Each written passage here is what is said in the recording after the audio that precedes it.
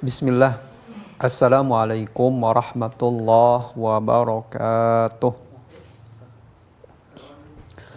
Abda'u bismillahi musta'ina radin bihi mudabbiran mu'ina walhamdulillahi kama hadana ila sabilil haqqi wajtabana.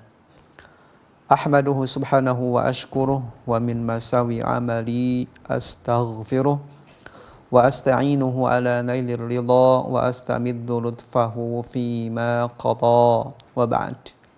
Fa inni bil yaqini ashhad syahadatal ikhlasi alla yu'bad bil haqqi maluhun siwar rahmani man jalla an aibin wa an nuqsani wa anna khaira khalqihi muhammada man ja'ana bil bayyinati wal huda rasuluhu ila jami'il khalqi bin nuri wal huda wa dinil haqqi Shalla alaihi rabbuna wa majjada wal ali was sahbi dawaman sarmada. Sahabat kebaikan Islam rahimani wa rahimakumullah, dan juga para pendengar setia Radio Riyadul Jannah dimanapun antum berada, melanjutkan pembahasan yang tertunda pada pertemuan sebelumnya. Kita masih membahas di kutaib yang mulia, yaitu isnataina au isnatan wasituna tariqatan li ta'widi auladika ala salah.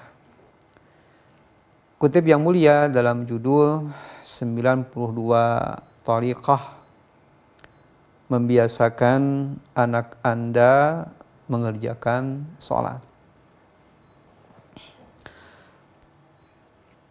Sahabat kebaikan Islam rahimani wa rahimakumullah, salat merupakan perintah Allah Subhanahu wa taala, dan juga pertanyaan pertama kali yang akan dihisab kelak di akhirat setelah kita melewati alam barzakh, yang mana di alam barzakh akan ditanyakan 3 pertanyaan: man rabbuk, ma dinuk, man nabiyuk. Kemudian kita masuk ke fase berikutnya di alam akhirat, yang mana kita akan ditanya tentang salatnya. Oleh karena itu, salat ini merupakan hal yang mesti diperhatikan, terutama kepada orang yang sudah mukallaf. Oleh karena itu, Rasul kita Muhammad sallallahu alaihi wasallam sangat perhatian kepada orang tua agar memperhatikan anak-anaknya perihal salat. Nabi kita Muhammad sallallahu alaihi wasallam bersabda, "Muru auladakum bis-shalah." Perintahlah anak-anak kalian mengerjakan salat. Mereka pada usia 7 tahun, dan pukullah di usia 10 tahun apabila mereka tidak mengerjakan sholat. Ini pertanda bahwa sholat merupakan hal yang mesti diperhatikan oleh orang tua terhadap anak-anaknya.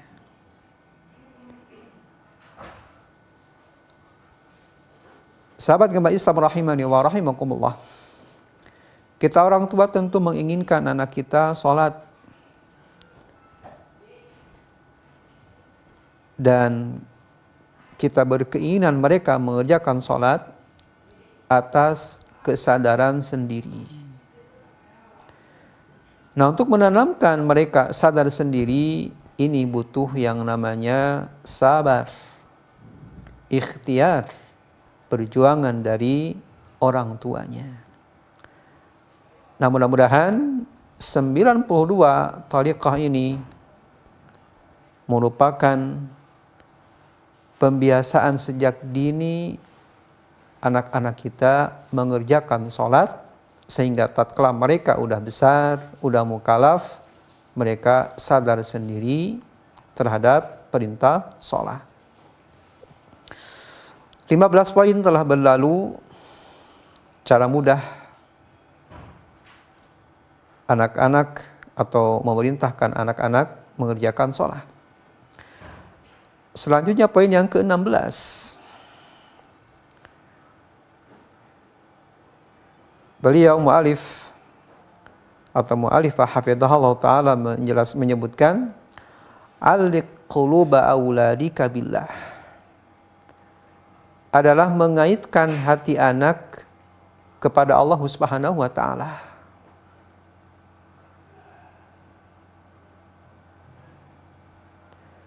Nah, bagaimana cara mengaitkan hati anak kapanpun dan dimanapun agar hatinya senantiasa teringat dengan Allah?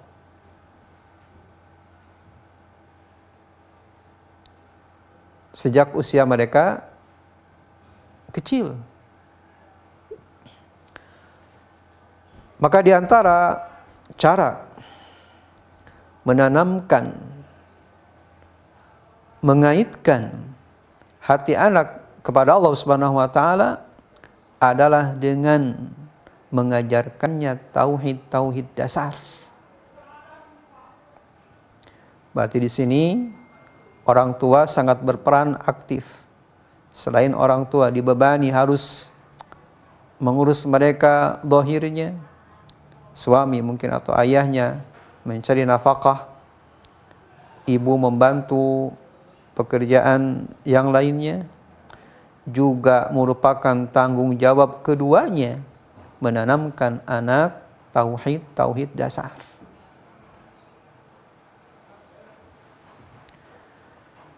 Seperti apa tauhid dasar? Di sini mungkin kalau anak belum begitu perlu yang namanya apa itu tauhid, kemudian apa itu kalimat tauhid, kemudian apa itu rukun dan syaratnya. Mungkin begitu belum perhatian anak kecil. Tetapi tidak mengapa kita kenalkan kepada anak-anak tentang pentingnya tauhid. Mungkin dari pengertian yang pertama, kita mungkin secara global saja pengertian tauhid. Nah, kita harus bertauhid kepada Allah. Mungkin anak bertanya, Umi, Abi, apa itu tauhid? Mungkin kita terangkan secara global. Tauhid adalah mengesahkan Allah. Itu mungkin cara bahasa. Secara istilah bahwa tauhid adalah, kalau kata tauhid hanya disebutkan tauhid saja tanpa diidhofahkan kepada yang lainnya, artinya adalah tauhid uluhiyah, yaitu ifradullah ta'ala bil ibadah. Mengesahkan Allah dalam hal peribadatan. Kita hanya menyembah kepada Allah, di antaranya kita melaksanakan sholat. Dan ini bentuk seorang hamba bertauhid uluhiyah kepada Allah Subhanahu wa ta'ala. Kemudian mungkin rukunnya apa? Apa kita sebutkan secara global? Bahwa tauhid ini dibangun atas syarat dan rukun. Rukunnya adalah menyempurnakan rasa cinta hanya kepada Allah, menyempurnakan rasa khauf dari Allah Subhanahu wa ta'ala, dan menyempurnakan rasa harap hanya kepada Allah Subhanahu wa ta'ala. Ini rukun tauhid. Alias tanamkan kepada anak rasa cinta hanya kepada Allah saja. Rasa cinta kepada Rasulnya Shallallahu Alaihi Wasallam, dan rasa cinta mentaati keduanya. Rasa cinta menaati perintah Allah, contohnya adalah sholat, berbakti kepada orang tua, dan lain sebagainya. Rasa takut bahwa yang ditakuti hanya Allah Subhanahu wa ta'ala, tidak yang lainnya. Sehingga anak kapanpun dan dimanapun, kalau ia udah tertanam rasa cinta dan khauf, akan mudah mereka mengerjakan perintah Allah. Dan yang terakhir dari rukun kalimat tauhid adalah ar-raja, menyempurnakan rasa harap hanya kepada Allah Subhanahu wa taala. Ini mungkin secara sederhana menerangkan kepada anak dari rukun-rukun tauhid. Adapun mungkin syaratnya pun sama secara global, terangkan kepada anak bahwa akan sempurna kalimat tauhid ini atau kita bertauhid kepada Allah apabila menyempurnakan rukun dan syarat. Syaratnya para ulama menjelaskan ada 7 macam. Al-ilmu, kita harus mengetahui makna kalimat la ilaha illallah. Kemudian yakin, tidak disertai dengan rasa ragu. Al-ilmu wal yakinu wal qabulu, kita harus menerima konsekuensi dari kalimat tauhid la ilaha illallah. Itu kita hanya beribadah kepada Allah, tidak beribadah kepada selainnya. Inqiyad, kita harus patuh terhadap perintah Allah, di antaranya perintah salat. Nah, bahwa salat ini perintah Allah, bukan perintah abi dan umi. Murni perintah Allah, kita sebagai hambanya mesti beribadah kepada Allah, di antaranya salat. Yang kelima syarat la ilaha illallah, jujur. Yang keenam rasa cinta. Al-ilmu wal yakinu wal qabulu wal inqiyadul fadli ma'akul wasidq wal ikhlas. Yang keenam ikhlas, yang keenam cinta, dan yang ketujuh ikhlas. Itu diantara syarat kalimat la ilaha illallah secara global kepada anak diterangkan.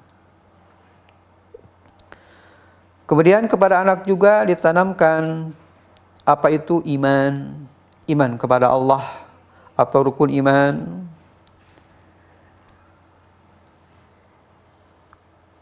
Ada berapa rukun iman? Iman misalnya ada 6. Yang pertama iman kepada Allah, yang kedua iman kepada malaikat Allah, yang ketiga iman kepada Rasul-Rasul Allah, yang keempat iman kepada kitab-kitab Allah, yang kelima iman kepada hari akhir, dan yang keenam iman kepada qada dan qadar. Kemudian juga ditanamkan pengertian tentang rukun Islam.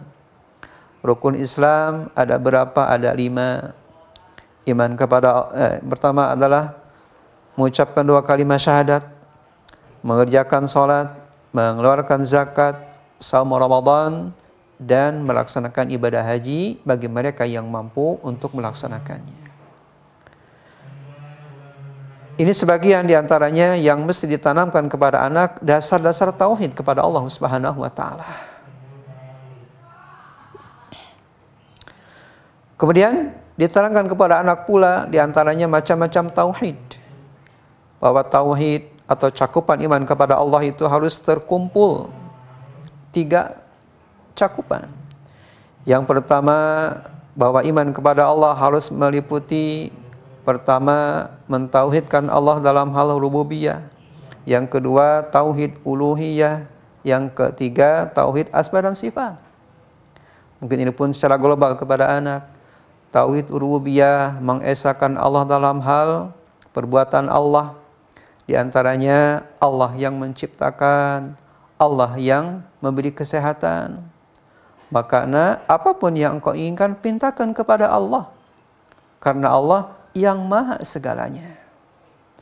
Sehingga kalau sudah tertanam dalam benak hati anak sejak dini keyakinan kepada Allah, bahwa Allah yang memberi, Allah yang menahan, Allah yang menciptakan, Allah yang menyehatkan, maka jangan khawatir orang tua, kapanpun dimanapun anak akan senantiasa bergantung hanya kepada Allah Subhanahu wa taala saja. Contoh sederhana, misalnya anak minta dibelikan mainan misalnya, maka pertama kita tanamkan kepada anak, nak minta kepada Allah agar dimudahkan untuk mendapatkannya.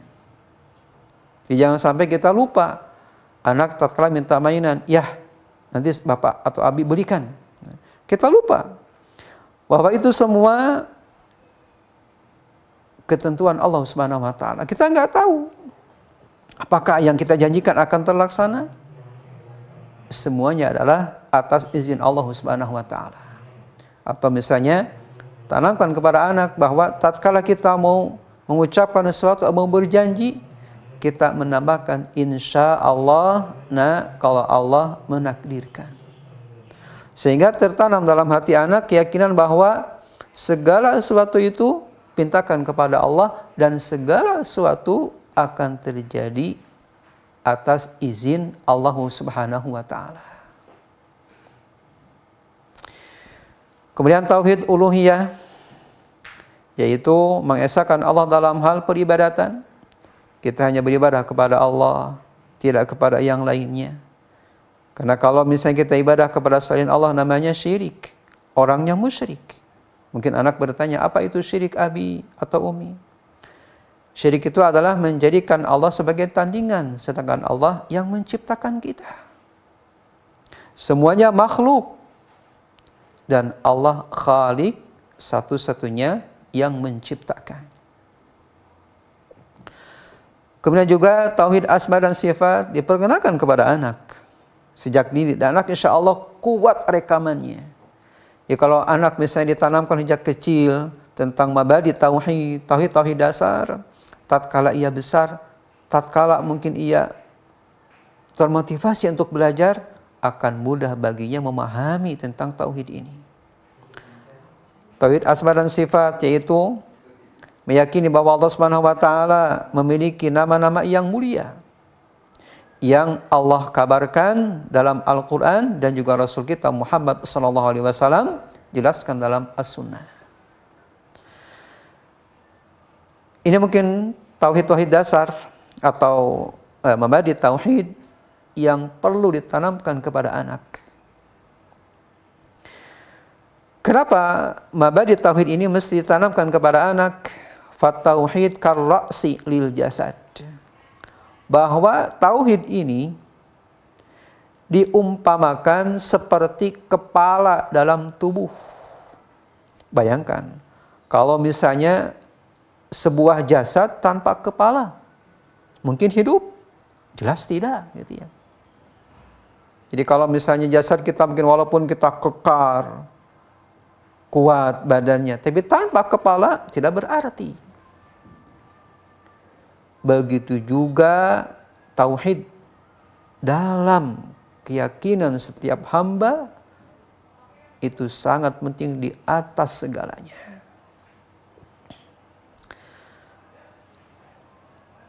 Sahabat gemba Islam rahimani wa rahimakumullah. Kemudian setelah itu anak ditanamkan bahwa setelah kita mentauhidkan Allah, kita diperintah untuk melaksanakan sholat.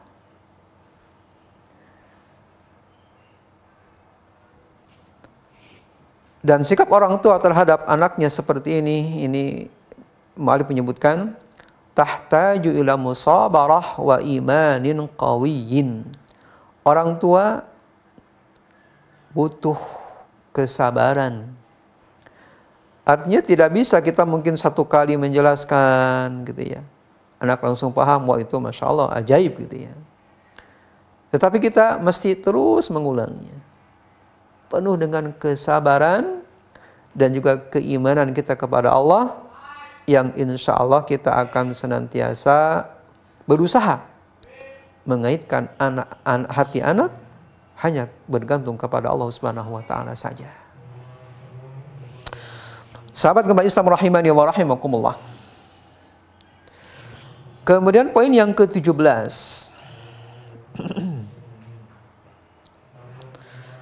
Adanya kerjasama antara kedua orang tua.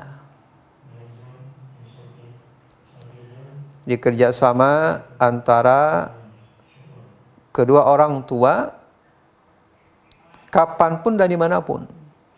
Jadi tidak mengandalkan kepada salah satu pihak saja. Misal kalau di rumah orang tua, ada bapak, ada ibu kalau masih ada. Tidak bisa bapak hanya mengandalkan, kan saya mah di luar kerja nyari nafkah, ibu yang di rumah. Dah urusan sholat, urusan ibunya di rumah. Atau misalnya ibunya urusan sholat, urusan ayahnya dong. Ayahnya kepala rumah tangga misalnya. Itu kalau di rumah. Atau misalnya dengan sekolah. Kalau mungkin sekolah, sekarang ada sekolah full day, yang mana anak ini masuk sekolah dari jam 7 sampai asar. Itu sekolah agama. Orang tua mengandalkan, udah ajalah hal sholat mah di pondok atau mungkin full day kan SDIT. Jadi kita mah fokus memenuhi kebutuhan dohiriyahnya saja. Kita mencari nafkah, kita memberi makan. Adapun sholat misalnya cukup di sekolah. Nah ini pun keliru. Nggak bisa. Di sekolah iya, tapi kan di sekolah terbatas. Anak berangkat jam 7 atau mungkin masuk jam 7, berangkat mungkin setengah 7. Sholat yang dikerjakan di sekolah kurang lebih hanya 2 waktu, maksimal mungkin 2 waktu, nggak ada yang lainnya. Zuhur dan asar. Sedangkan sisa waktu ada di luar sekolah, itu di rumah atau mungkin di luar rumah. Dan itu tanggung jawab orang tua. Maka di sini dititik beratkan kepada kedua orang tua untuk kerja sama mengingatkan, memerintah, mencontoh kepada anaknya untuk mengerjakan sholat.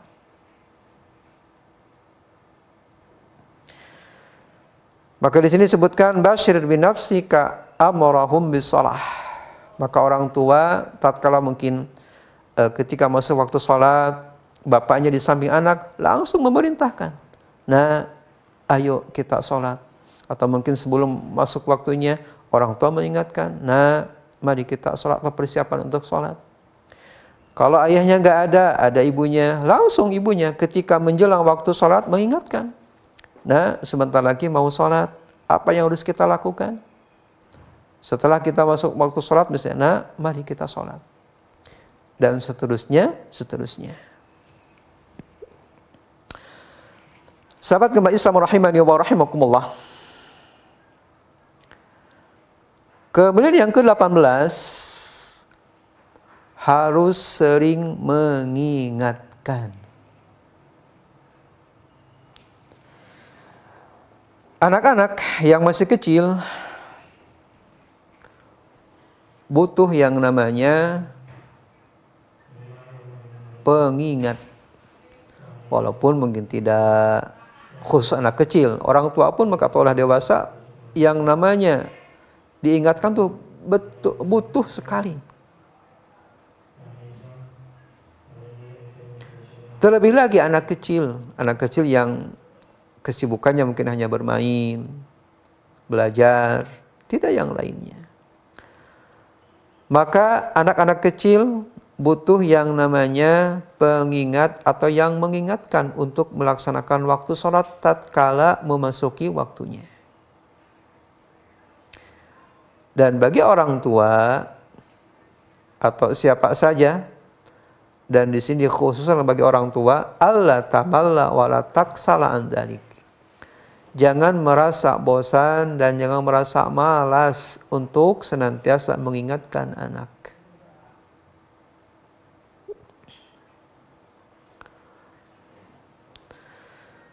Kenapa demikian?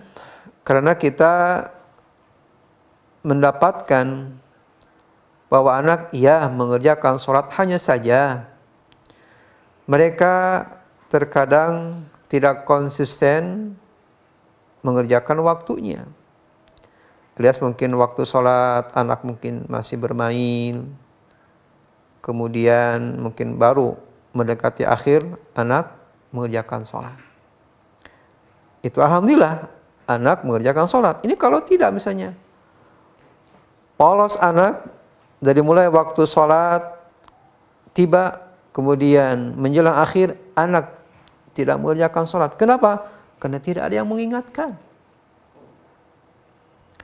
Maka di sini orang tua harus senantiasa mengingatkan mereka untuk mengerjakan sholat. Dan di sini disebutkan bahwa anak butuh yang namanya mengingatkan.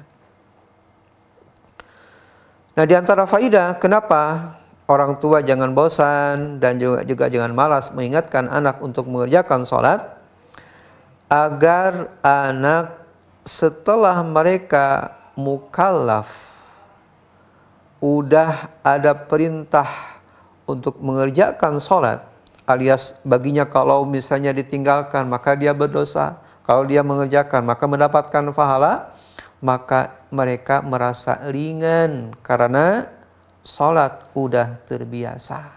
Dan bagi orang tua pun akan lebih ringan untuk senantiasa mengingatkannya. Alias anak kalau udah dewasa itu, dah selama saya udah terbiasa sebelumnya. Kenapa? Karena saya diingatkan.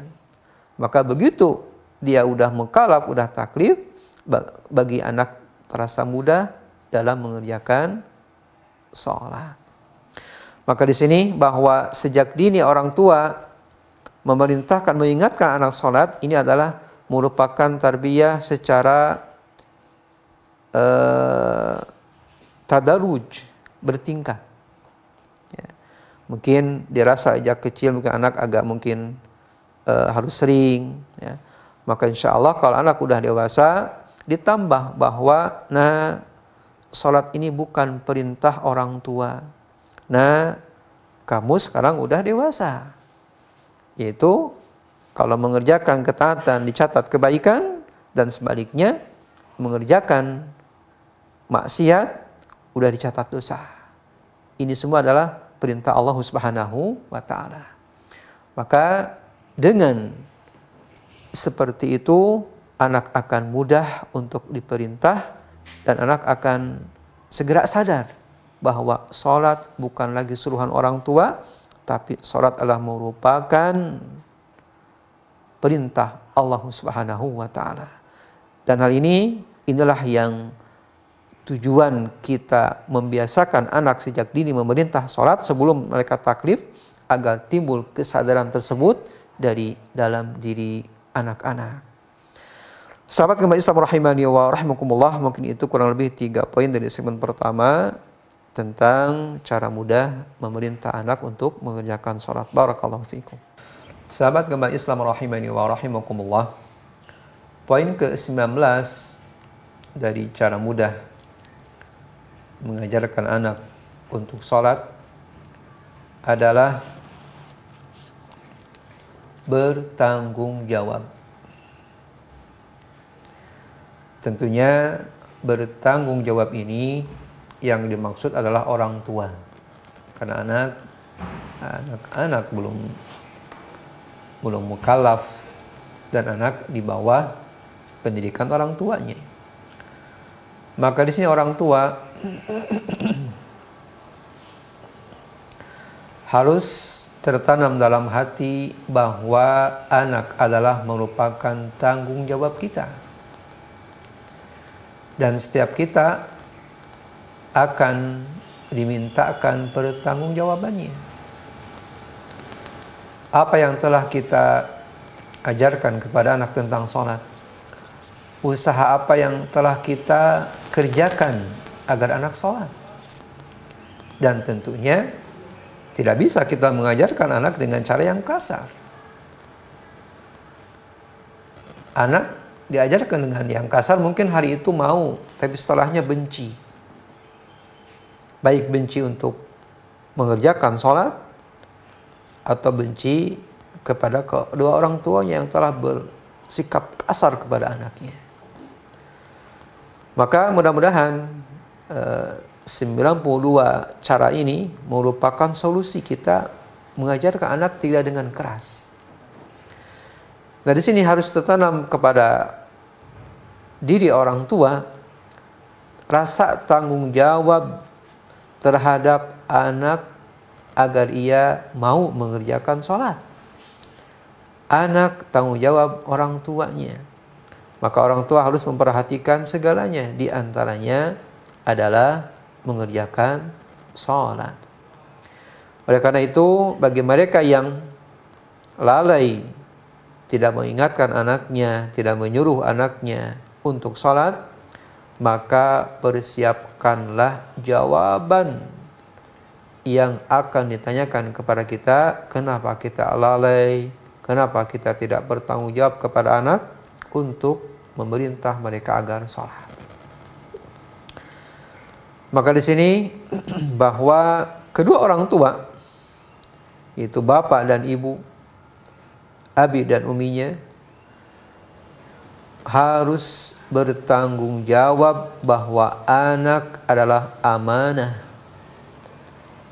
Anak titipan Allah Subhanahu wa taala yang kelak kita akan dimintakan pertanggungjawaban tentang usaha apa yang telah kita lakukan agar anak kita taat kepada Allah dan Rasul-Nya.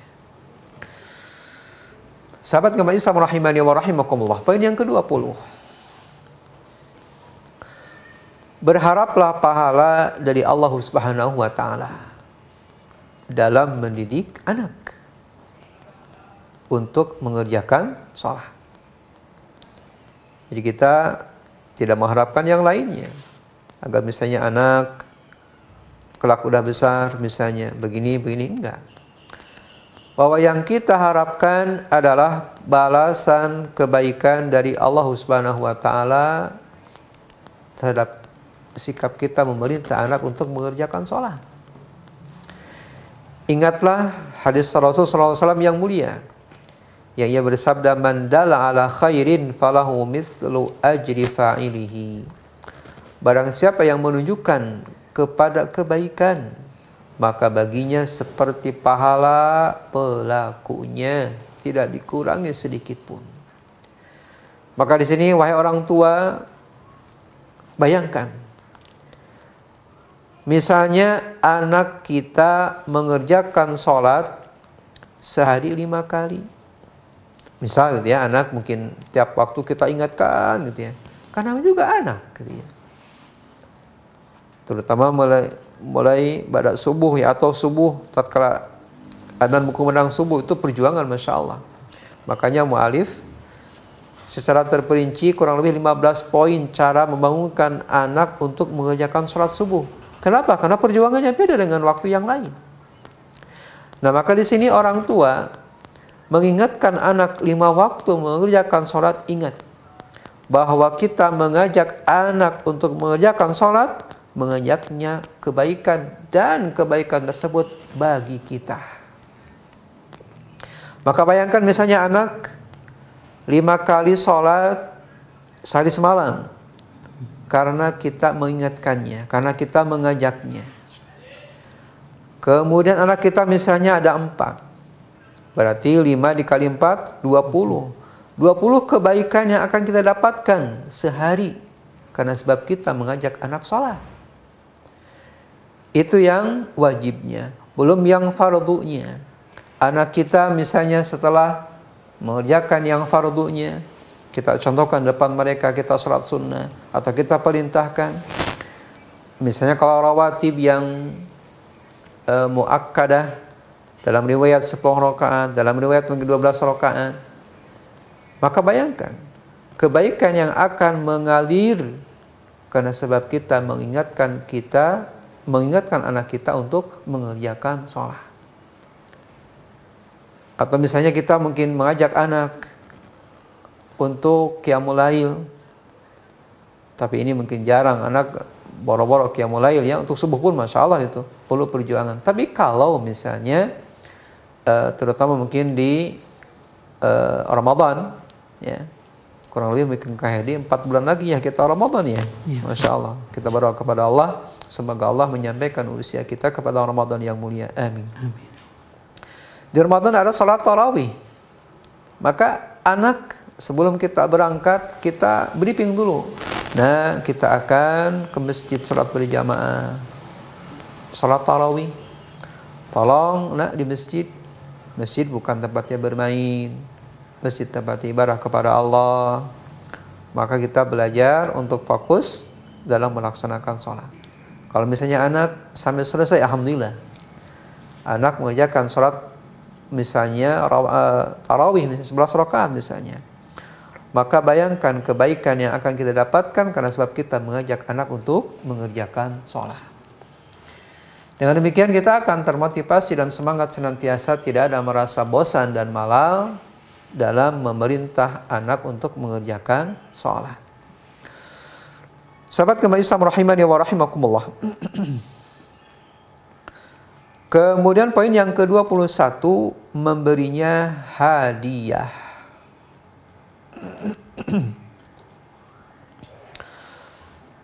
Dalam permulaan kita memerintah anak mengerjakan sholat, tentu anak yang belum sadar atas perintah perlu yang namanya iming-iming.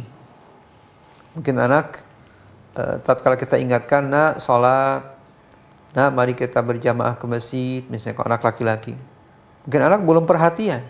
Nah, kita tawarkan, nah misalnya kalau misalnya anak sudah sholat maka akan diberikan hadiah. Nah, mungkin anak bertanya, hadiahnya apa misalnya? Nah, hadiah yang diberikan kepada anak tatkala anak melaksanakan sholat, karena sebab kita telah menawarkan hadiah, maka hadiahnya harus segera ditunaikan, tidak ditunda-tunda. Karena dengan anak diberikan hadiah tunai, itu akan memberikan semangat untuk melakukan berikutnya. Nah, mungkin hadiahnya tidak terlalu mahal-mahal. Mungkin di sini disebutkan halawah saghirah, manisan kecil, mungkin permen, gitu ya. Permen atau hal yang mungkin ya memancing anak agar termotivasi sholat. Ya. Mungkin pertama kali setiap selesai kita memberikannya hadiah. Nah, kemudian anak udah terbiasa 5 waktu. Nah, diturunkan sekarang hadiahnya mungkin, kalau tadi setiap 5 waktu berarti 5 kali memberikan hadiah. Nah, sekarang per hari. Berarti full anak mengerjakan 5 waktu dikasih 1 kali hadiah. Kemudian anak konsisten mengerjakan sholat, nah, kasih per minggu. Anak konsisten melaksanakan sholat misalnya, kasih per bulan. Dan seterusnya, sehingga anak terbiasa menjaga sholat. Dan tentunya di sini bahwa memberikan hadiah disesuaikan dengan mungkin kemampuan dan juga kondisi antara anak dan orang tuanya. Dan mudah-mudahan dengan anak pertama kali diberikan hadiah ini, lama-kelamaan dia sadar. Dan ini orang tua harus senantiasa mengingatkan, nah, sholat itu bukan perintah orang tua. Sholat adalah perintah Allah. Kita sebagai hambanya wajib untuk melaksanakan ibadah, di antaranya adalah sholat. Dan mudah-mudahan dengan demikian anak sadar dan tertanam rasa tanggung jawab bahwa sholat adalah merupakan perintah Allah Subhanahu wa ta'ala. Poin yang ke-22, mengaitkan rasa cinta dan benci kepada anak karena sholat. Mengaitkan rasa cinta dan benci kepada anak karena sholat. Maksudnya orang tua akan bertambah senang, bertambah bangga. Kenapa? Karena anaknya sholat. Dan orang tua sebaliknya mungkin tidak senang, sedikit membenci kepada anak. Kenapa? Karena anak tidak sholat. Maka ditanamkan kepada anak tersebut bahwa abi, umi akan lebih senang kepada ananda kalau sholat tepat waktu, sholat 5 waktu. Dan sebaliknya tidak senang kepada ananda kalau misalnya tidak sholat. Nah, ini ucapan aja kepada anak, sehingga anak perhatian. Kemudian disebutkan bahwa wal aqrab liqalbik huwal musalli. Ya, bahwa yang akan dekat kepada hatimu alias yang paling dicintai adalah mereka yang sholat. Dan sebaliknya akan sedikit rasa cintanya kepada anak, karena juga anak yang kita nggak boleh membencinya, hanya mungkin sedikit cintanya, gitu ya, sedikit ada bencinya bagi mereka yang melalaikan sholat. Kenapa demikian? Di sini sebutkan jangan sampai kita terbalik. Kalau misalnya anak berprestasi dalam hal dunia, misalnya, mohon maaf gitu ya, sekolah misalnya ranking pertama gitu ya, kita bangga banget kepada anak, sehingga apa yang anak inginkan kita beri. Dan kita akan bertambah rasa cinta kepada anak karena telah berprestasi di sekolah. Nah, ini bukannya tidak boleh, silakan, tetapi yang paling utama adalah tatkala anak melaksanakan sholat dengan tepat pada waktunya, itu yang harus menjadi kebanggaan orang tua daripada selainnya. Maka di sini kita jangan kalah rasa cinta kita kepada anak karena anak telah mendapatkan hal dunia misalnya.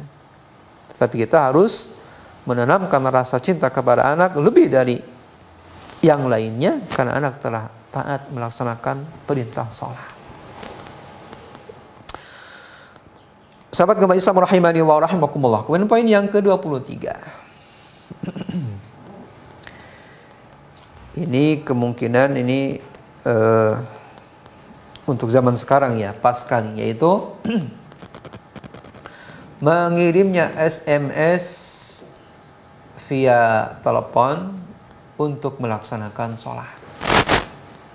Ini tentunya tua yang tidak ada di rumah karena kerjaan anak sekarang ya, HP, handphone. Hampir 24 jam anak tidak lepas, tidak jauh dari yang namanya HP. Maka orang tua tatkala jauh dari mereka bisa via SMS atau mungkin telepon. Kalau SMS mungkin terkadang malas membacanya, telepon langsung.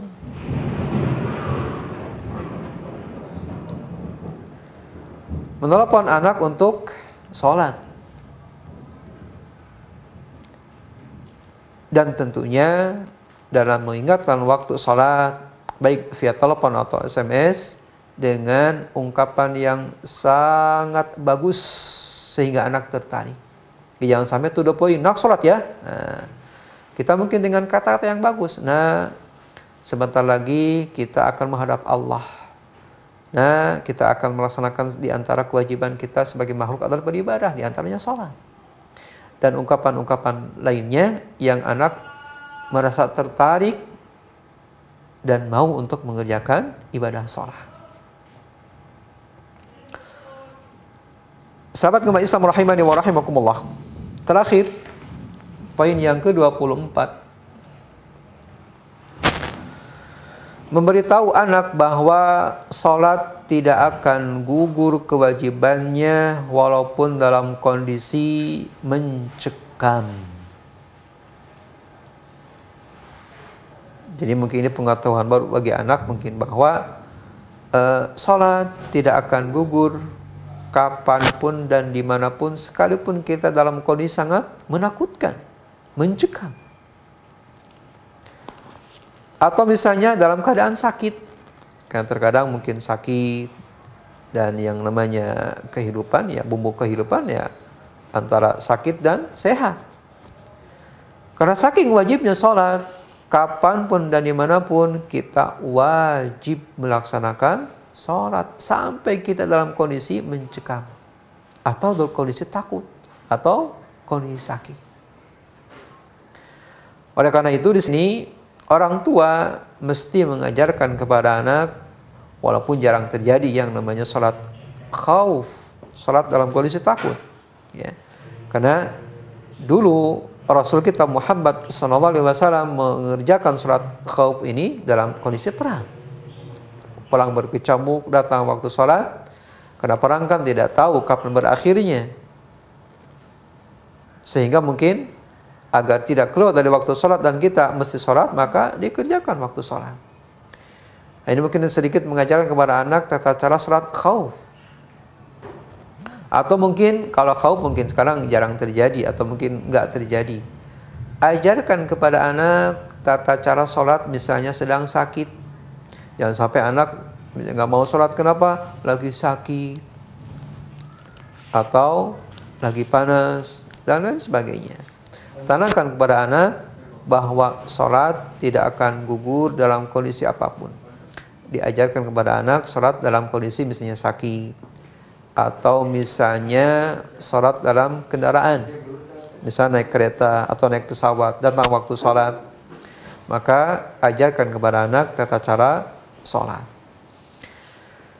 Demikian kenapa perhatikan bahwa sholat ini mesti dikerjakan walaupun dalam kondisi menakutkan atau mencekam, pertanda bahwa sholat merupakan hal yang sangat penting dan tidak akan gugur perintah sholat ini dalam kondisi takut dan sakit. Maka bagaimana kalau misalnya dalam keadaan aman? Kita tidak dalam kondisi berperang, kita tidak dalam kondisi sakit, maka tentulah kewajiban sholat ini mesti dilakukan. Sahabat agama Islam rahimani wa rahimakumullah, mungkin itu kurang lebih berapa poin, 9 poin mungkin ya, atau 8 poin ya, cara mudah dalam mendidik anak untuk membiasakan sholat. Mudah-mudahan yang disampaikan bermanfaat. Barakallahu fiikum.